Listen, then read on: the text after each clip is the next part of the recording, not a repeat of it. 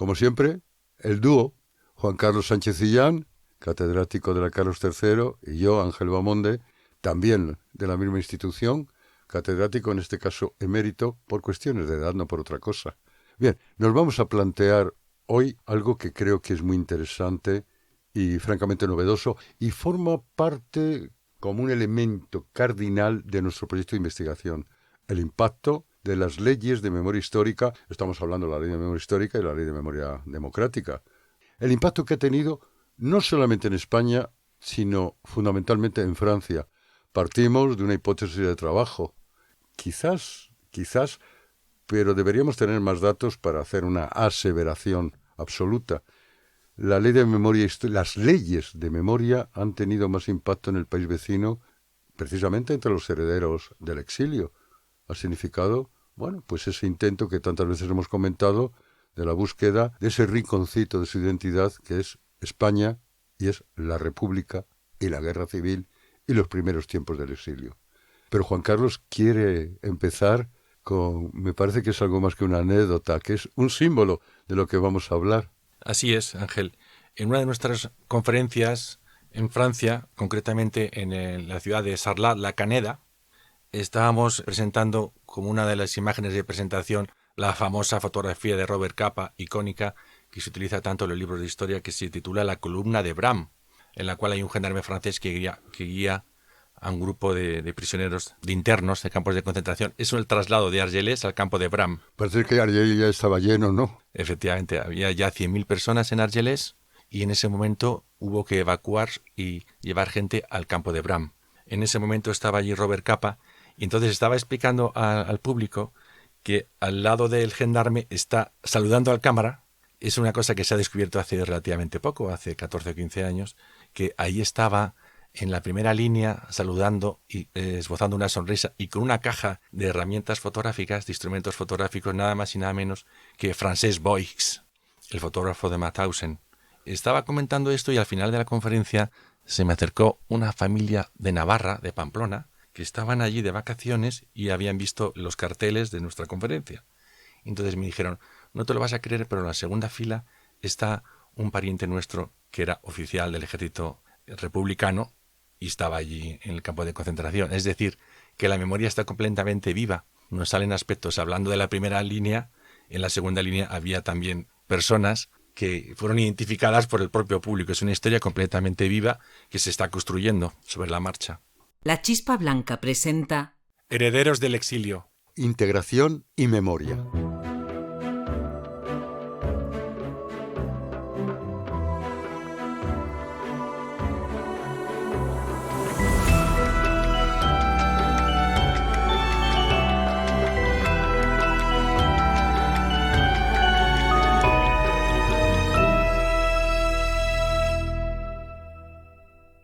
Juan Carlos, ¿nos podría recordar todo el marco legal de la memoria histórica? Empieza con Zapatero, ¿verdad?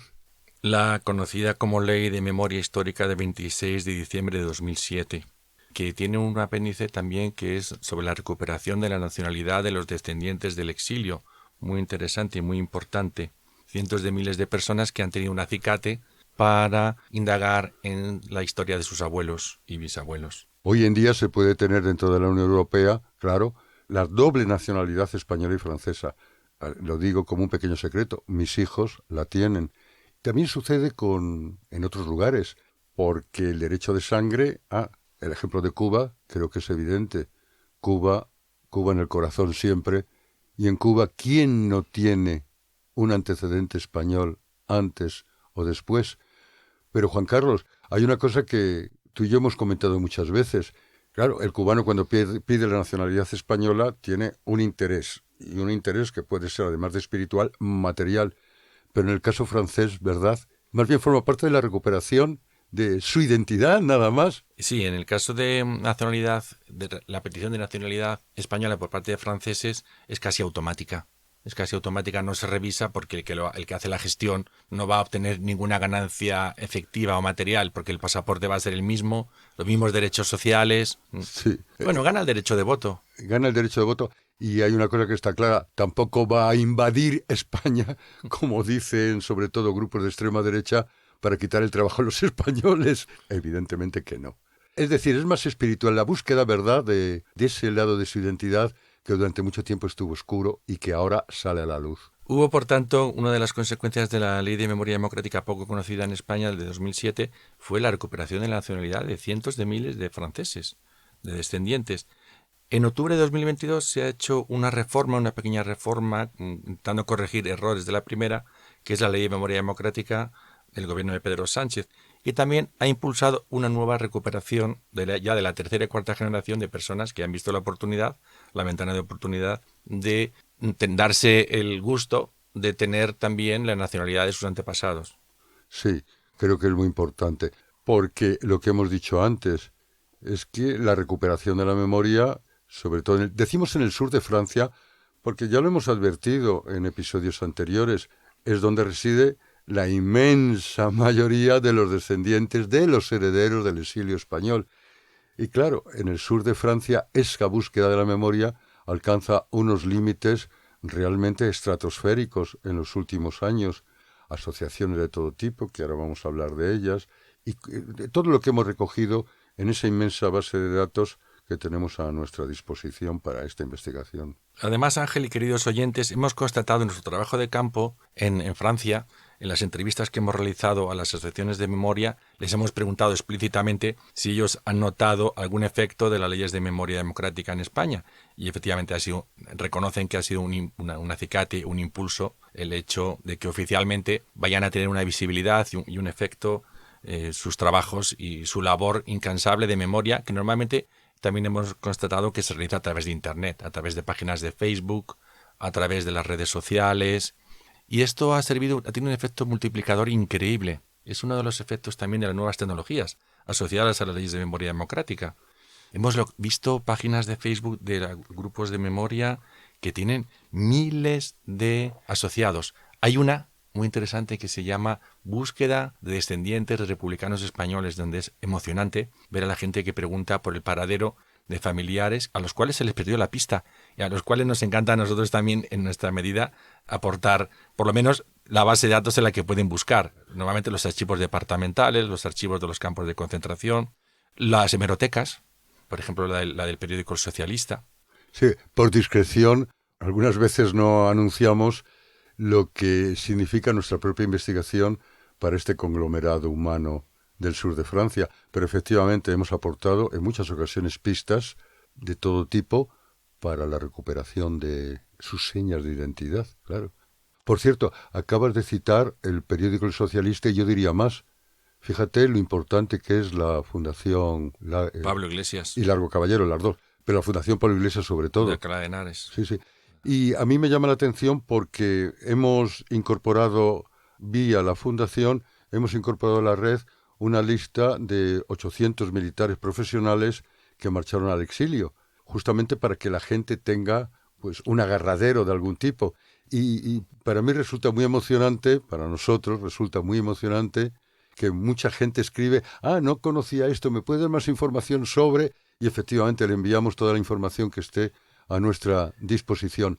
Pero eso demuestra una cosa, primero, que se hacen investigaciones al respecto o que las estamos haciendo, y en segundo lugar, el interés de los herederos del exilio por conocer más un pasado que a veces es bastante nebuloso. También a través de la web de la Fundación Pablo Iglesias, además del diccionario de los militares en el exilio, es accesible el diccionario de periodistas en el exilio que tuve ocasión de dirigir y realizar hace ya en 2010, y ahora está online, y es una fuente efectivamente de interacción con los descendientes que interactúan, añaden datos, y es una forma de darle vida la red a la memoria democrática. Sí, es importante lo que tú dices, no solamente que les damos pistas, sino que ellos también nos aportan, información de todo tipo. Y es muy interesante también el hecho de que haya hemerotecas digitalizadas y que tengan posibilidad de búsqueda con OCR, con reconocimiento de caracteres digitales. Entonces, con los apellidos de los familiares se pueden encontrar datos interesantísimos. En este sentido es muy importante lo que ha hecho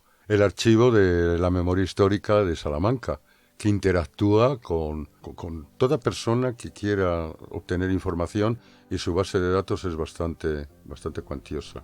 Al calor de las leyes de memoria democrática de 2007 y 2022, también, y ha sido un impulso que nosotros hemos experimentado de primera mano, las conmemoraciones, los aniversarios de las fechas clave del exilio. De hecho, ya comentábamos en la introducción de esta serie de podcast que el 80 aniversario de 2019, la invitación que recibimos para participar en los actos en el sur de Francia, en Agde, fue clave para que surgiera la idea de ampliar nuestros conocimientos sobre el tema y transmitirlos.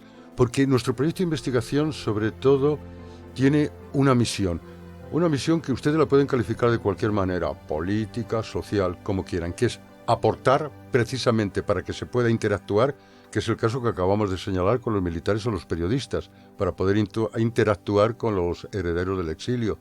Es decir, no se trata solamente de una investigación historiográfica, sino una investigación que pueda resultar francamente eficaz desde el punto de vista político, desde el punto de vista humano, desde el punto de vista social. En un episodio anterior hemos hablado de la importancia del 80 aniversario de la liberación de Francia, en el verano de 1944, del papel de los españoles en la vanguardia. No digamos, no exageremos que fueron los que liberaron París o liberaron Toulouse, pero sí que tuvieron el honor de ser la avanzadilla. Por supuesto, queremos hacer un gran homenaje a la labor de las secciones de memoria en toda Francia y en toda España. Tenemos una gigantesca base de datos y nos gustaría recordar algunas de ellas. Todas son dignas de recuerdo. En primer lugar, quisiéramos señalar que hay prácticamente en toda Francia una asociación departamental que lleva el antitítulo de MER, Mémoire de l'Espagne républicaine, y luego guión el número del departamento. Y hay en toda Francia. Ya saben, perdón, que en Francia los departamentos van numerados, no es como en España. Bueno, el código postal también tenemos. Tenemos código postal, pero no numeración oficial de provincias. En Francia sí. Por orden alfabético. En ya tenemos el número 1. ¿Cuáles son con las cuales hemos tenido más contacto y hemos tenido ocasión de formar parte de su lista de correo, de sus actividades, entrevistarlos? Pues en una enumeración no exhaustiva quizá podríamos comenzar el caso de Ay Carmela de Burdeos, que tiene una página de Facebook muy activa, donde tienen actividades prácticamente semanales, cinetecas, y claro, al calor de la enorme comunidad histórica de exiliados de todo tipo que hay en la región de Burdeos. Sí, en la Gironda, sí.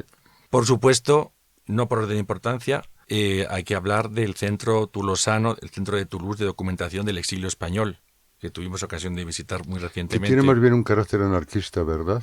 Sí, efectivamente.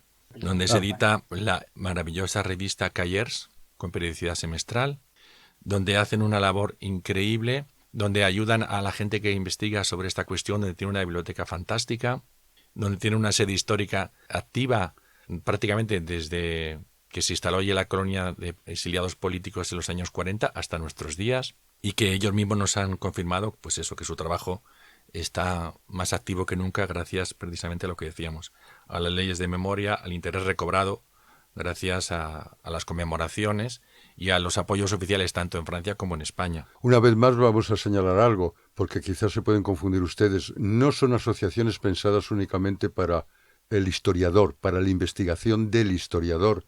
Sí, pero también tienen ese lado humano de ayuda, fíjense, con estos temas que hemos señalado, simplemente con la cuestión de la nacionalidad. Es decir, un servicio de información bastante interesante para los herederos del exilio. Un espacio de sociabilidad, un espacio de intercambio, unos lugares de acogida, de información. Y no solo en Burdeos y Toulouse, también hemos encontrado en localidades medianas y pequeñas.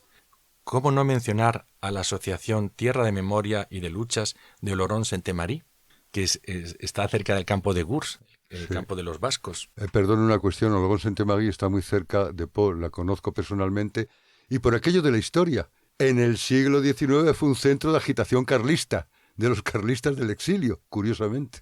Hay asociaciones por toda Francia, pero evidentemente las más activas es donde hay mayor densidad de presencia de los descendientes, de los herederos del exilio, evidentemente. Y, como no, hay que mencionar también a la Asociación Presencia Manuel Azaña de Montauban, uno de los lugares sagrados, entre comillas, del exilio español y de la memoria de la República, el lugar en el que murió y está enterrado el presidente de la República, Manuel Azaña. Editan un boletín y alguna otra publicación, además de reuniones informativas y reuniones de investigación. Es muy activa la de Montauban. Hacen congresos, hacen recopilaciones, artículos. Está presidida por el gran catedrático Jean-Pierre Amalric. El secretario se llama José Ibarz, también un maestro de escuela republicano. Amalric, que es catedrático de la Universidad de Toulouse-Le-Mirail, tuve ocasión de conocerlo y entablar una relación con él en el curso 84-85, cuando estuve allí impartiendo docencia. Por cierto, además de estar muy vinculado a la historia de España, es un excelente occitanista. Habla un occitano magnífico. En esta enumeración no exhaustiva de las asociaciones más activas de los exiliados españoles en Francia, no solo hay que mencionar a las del sur, a las de Nueva Aquitania y Occitania, también en el centro y el norte de Francia, por ejemplo, el Ateneo Republicano de Limoges. En el Limousin. Por cierto, a medida que vamos mencionando estas asociaciones, les invitamos a que vayan a Google y tecleen estos nombres y vean sus páginas web, sus páginas Facebook, sus Twitter, y verán la cantidad de actividades, de fotografías, de posibilidades de interacción. Por cierto, esto también es muy interesante para nuestros oyentes en Francia. Por cierto, anunciamos que estamos preparando un mapa de Francia con todo este conjunto asociativo y conmemorativo. Una de las más importantes también, por razones de densidad de presencia española de los descendientes del exilio, es también la Asociación de Argelès, FRI, que es el acrónimo francés de Hijos e Hijas de los Republicanos Españoles en el Exilio. Tuvimos ocasión el pasado diciembre de 2023 de impartir ahí una conferencia y nos sorprendió el calor, la acogida, el magnífico auditorio que tienen, el interés extraordinario. Era impresionante, una conferencia que casi duró 3 horas, porque fue muy interactiva y nos impresionó, por lo que dice Juan Carlos, el enorme interés por la recuperación de su propia memoria también. Sí, es curioso porque interesante que nuestra presencia en estos lugares siempre conllevaba la presencia de la prensa local, de la Dépêche de Toulouse, de Midi Libre, de Montpellier. Siempre hay un reporter, siempre hay un fotógrafo y luego tiene su reflejo en la página web, en la edición de papel y en la web. Y esto no es tan frecuente en España. En absoluto. No, en España no hay un mercado, digamos, potencial tan numeroso para estas cuestiones como en el gran sur de Francia. ¿Seguimos con más asociaciones? Sí. Otra de las más activas que también acabamos de visitar, sin duda, y que está ahora de tremenda actualidad porque enseguida vamos a conmemorar el 80 aniversario de la liberación de París, es la Asociación 24 de agosto de 1944, fundada en París al calor de las actividades de Bertrand Delanoë, el alcalde, y de su sucesora Anne Hidalgo.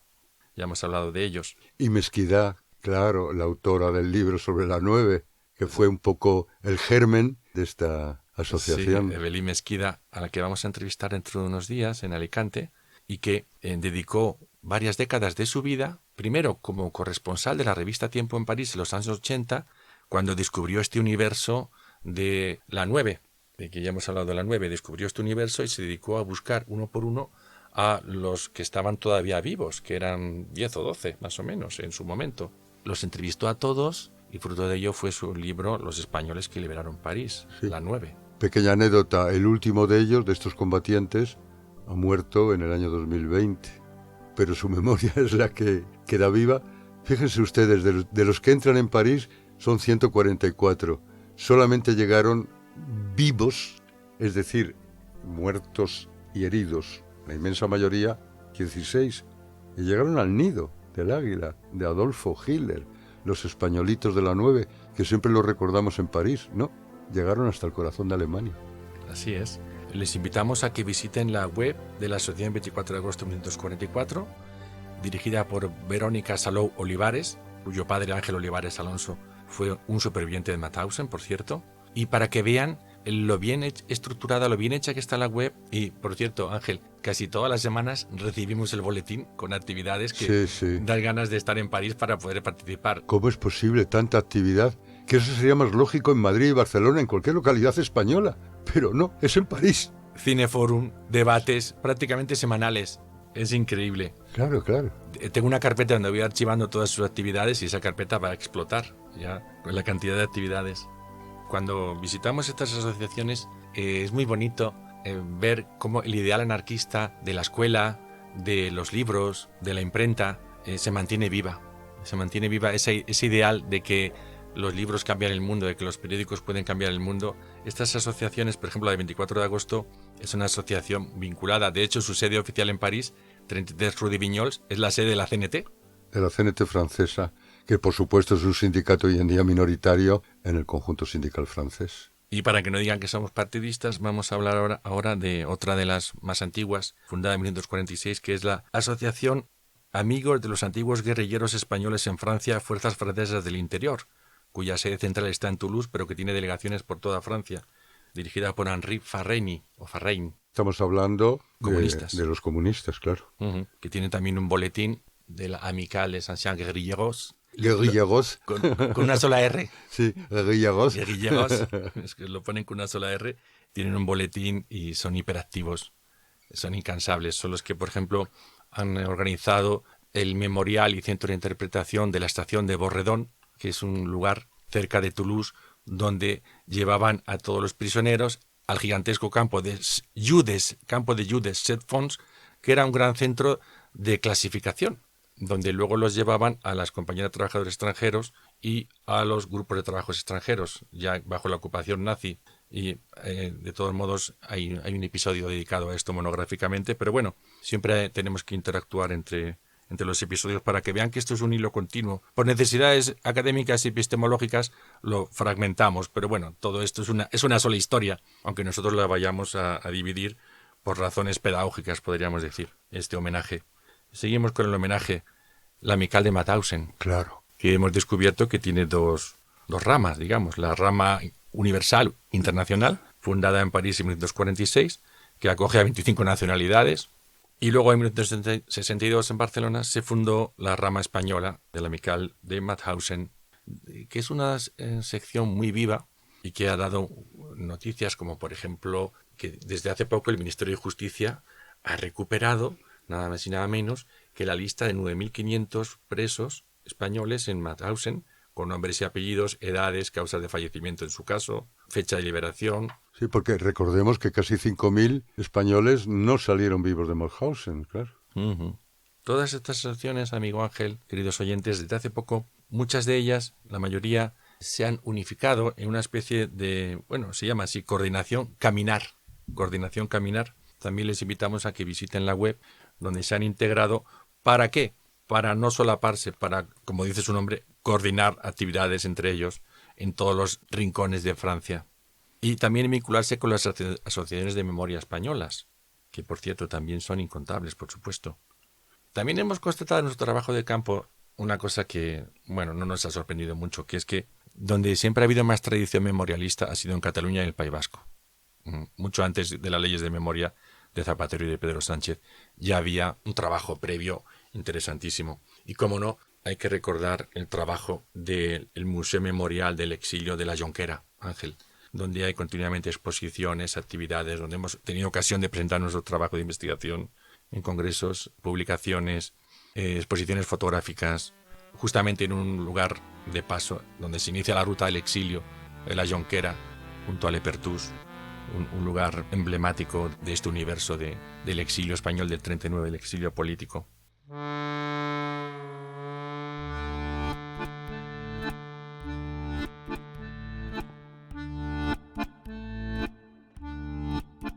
Refugiado, me llaman el refugiado, porque de España salí y que no puedo volver mientras que Franco esté allí. Refugiado, refugiado, estoy muriéndome aquí. Esta enumeración no exhaustiva, aunque sí que hemos dicho que hay en todos los departamentos, con el epígrafe Mémoire de l'Espagne républicaine, mer, guión, el número del departamento, está viva. Es imposible, es como un río que fluye. Hay asociaciones que por diversos motivos, fundamentalmente porque los impulsores fallecen, realmente, pero siguen naciendo en todos los rincones, en Picardía, en Bretaña, en todos los rincones de Francia. La tercera y cuarta generación está asociándose y creando rincones, normalmente en Internet, como decíamos antes, para seguir con esta actividad. A una francesita quise conquistar, ella me contesta, vete de mi lado, porque al fin y al cabo tú eres refugiado. ofendido, yo le digo: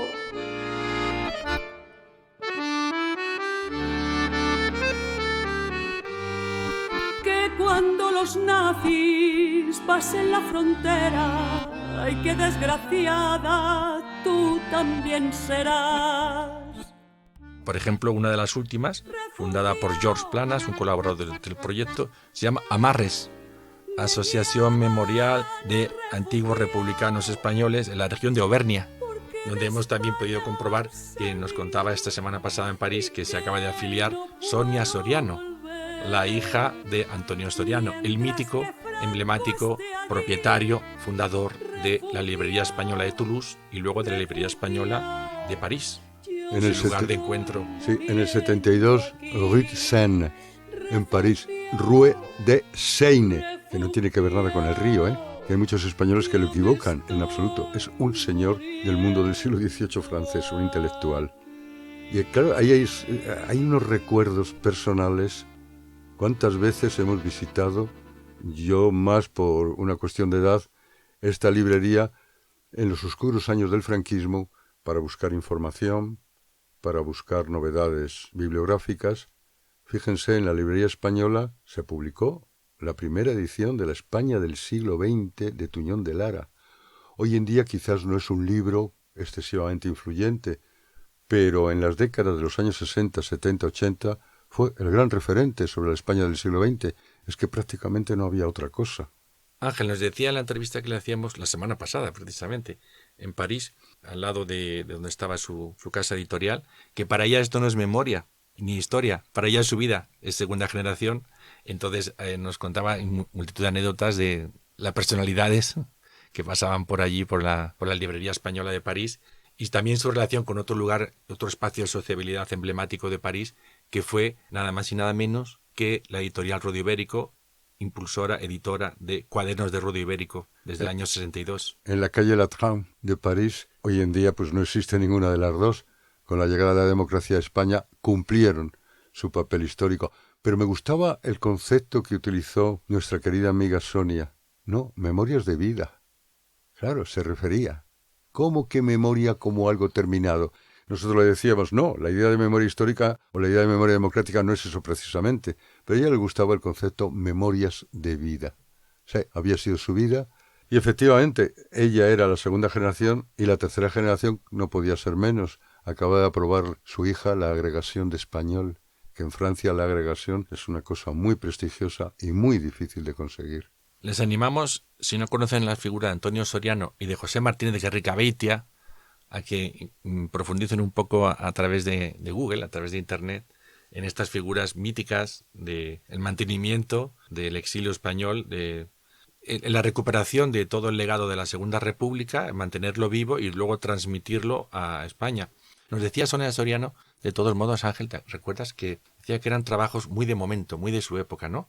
De hecho, el intento que hizo Guerricabeitia de trasladar la editorial a Barcelona, a España, no funcionó. En la transición no funcionó, era otro tiempo histórico. Claro, es lógico también, Juan Carlos. Las editoriales, ¿Por qué no funcionó? Porque las editoriales españolas, ya en un periodo de libertad como aquel, pues retomaron lo que ellos habían hecho en el exilio, precisamente.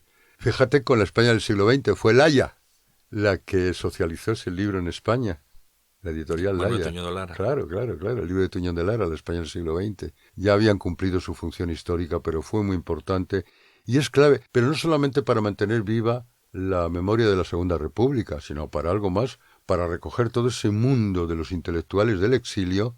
Fíjense lo que significa en el año 39 la cantidad de gente que se marcha de nuestro país y que por desgracia apenas podían publicar en el interior de España. Gracias a estas editoriales se mantuvo viva su producción.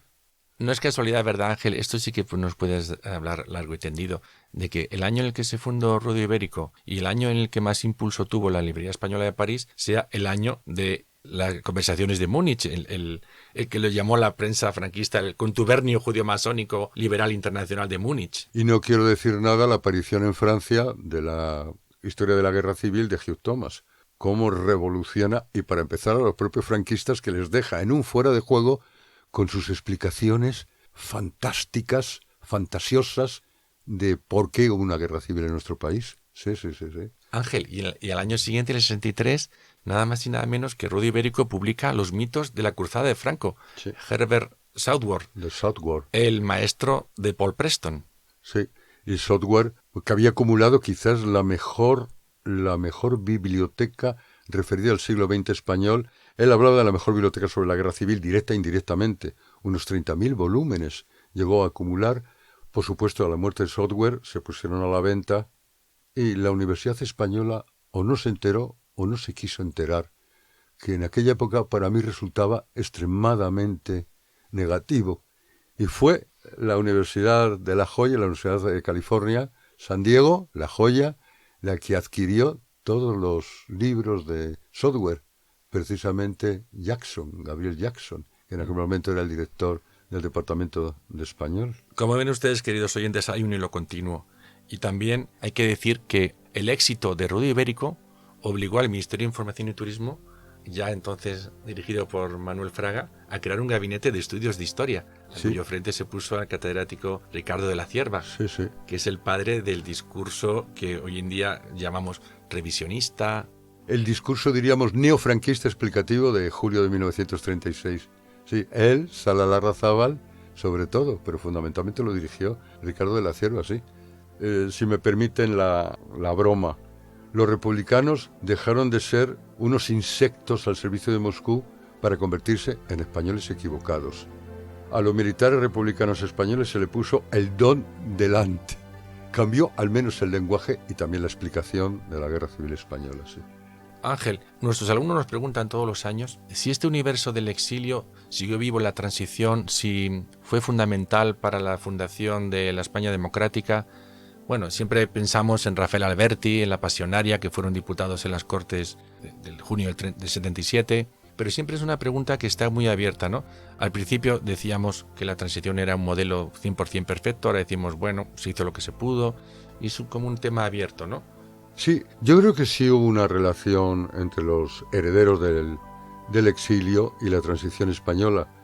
Por ejemplo, el Partido Socialista Obrero Español no tendría sentido si no tuviéramos en cuenta toda la travesía del exilio en París. Necesidades generacionales y necesidades políticas. De Llopis a Felipe González, pero hubo un Felipe González porque antes hubo un Llopis, no hay ninguna duda. Rodolfo Llopis era el secretario general del Partido Socialista Obrero Español en el exilio. Y efectivamente hubo, diríamos, un encontronazo generacional, como es bien sabido, con las nuevas generaciones que surgían en España, Felipe González, Guerra, entre otros. Y esto se resolvió con el nacimiento del nuevo PSOE, pero ese nuevo PSOE reside ahí, de una manera o de otra. Es verdad, reconozcamos, por ejemplo, que la influencia del gobierno de la República en el exilio no fue muy grande. No existe un lazo directo entre nuestra transición y la existencia de estos organismos políticos del exilio. Pero sin embargo sí mantuvieron viva la llama de la legitimidad de la Segunda República. Sí. ¿Y qué decir de lo que acaba de señalar Juan Carlos, de Rudy Ibérico o de la Librería Española? Es que una generación en la cual yo me incluyo, en gran medida ejerció sobre nosotros un magisterio, no solamente intelectual, sino también vital. Es lo que tendríamos que decir, y creo que es lo más importante.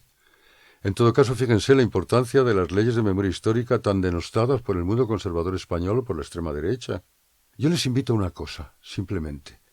Entren en la red, en la causa general, la célebre causa general que hicieron los vencedores de la Guerra Civil para culpar a los vencidos de la Guerra Civil de 1936. Prácticamente 1 millón de documentos. ¿Se dan cuenta ustedes de lo que significa popularizar, poner a disposición de cualquier ciudadano un caudal informativo tan importante? Es que la ley de memoria histórica no se trata de abrir heridas. Las heridas no las cerró el franquismo, recuérdenlo. Durante 40 años la guerra civil estuvo abierta y la división entre vencedores y vencidos, conviene no olvidarlo, no reabre historia en absoluto, recupera o intenta ser un elemento, un instrumento para la recuperación de nuestra historia. Un pueblo sin historia es un pueblo sin futuro, no lo olvidemos. Y gracias a los herederos del exilio que en gran medida mantienen nuestra historia también. El lema de los memorialistas no va contra nadie, es intentar la búsqueda de la verdad, de la justicia, de la reparación del daño moral. No hablamos de la reintegración de los bienes expropiados ni nada de eso, del daño moral y una garantía de no repetición, es decir, aprender las lecciones de esta durísima experiencia para no volver a repetir los errores. Ahora en Francia y en España, pues la extrema derecha está ganando mucha fuerza. Sí. Y parece que no hemos aprendido nada. Y parece que no hemos aprendido nada. Pero sí, no se puede comparar nuestro país al país de los años 30 en absoluto. Un país de clases medias frente a un país extremadamente dividido socialmente, como era aquella época, donde prácticamente todo el patrimonio español estaba en manos de 300 familias. Hoy en día la clase media puede estar en crisis, no hay ninguna duda. También existen fenómenos de acumulación de riqueza en muy pocas personas, pero existe ese colchón amortiguador que somos todos nosotros. El país ha cambiado mucho y pienso que repetir otra vez la guerra civil del 36-39 es sociológicamente, yo diría, inadmisible desde el punto de vista intelectual, pero cuidado con determinados discursos xenófobos, cuidado con estas cosas. Muchas gracias a todos y a todas. Seguimos adelante. Y les invitamos para seguir informándose sobre esta enorme aventura que es el exilio español. Muchas gracias y esperamos su interacción. Sus comentarios, sus críticas, sus elogios también, faltaría menos. Hasta siempre. Hasta pronto.